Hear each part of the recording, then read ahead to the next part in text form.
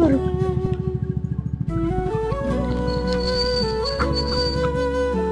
ए दीदी पेरू कसं दिलं?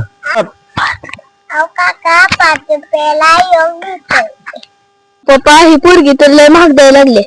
अगं तू तर बाजारात 10ला एक आणते, ती तर 5ला एक द्यायला.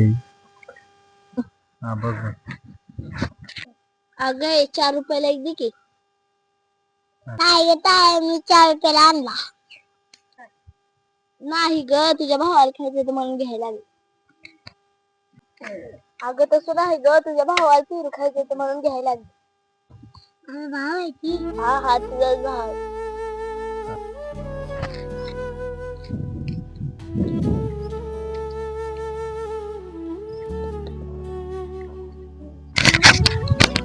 आम्ही ती खाली पडलेली पेरू घेत नसतो आणि त्याचे पैसे देत नसतो. दुसरं पेरू द्या आम्हाला. 2 पेरूचं किती झालं?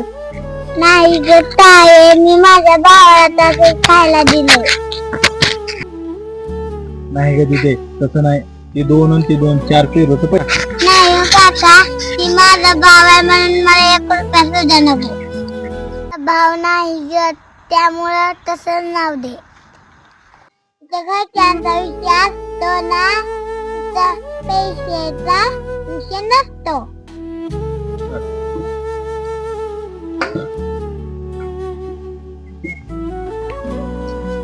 आता भाऊ म्हणलाय ना, मी तुझी बहीण घरी आमच्या घरची.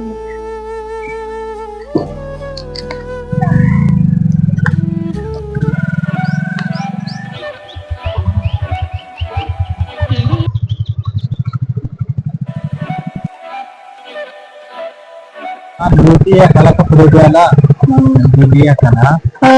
नाती कशी असते ती बघा.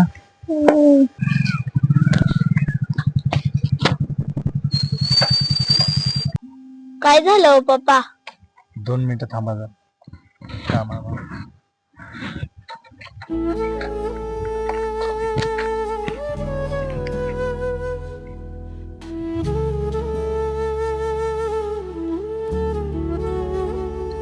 हॅलो दादा, छोट्या बोलतो. आहे ना, तुम्ही जिथं म्हणताय ना तिकडची शेती घ्यायला तयार आहे मी.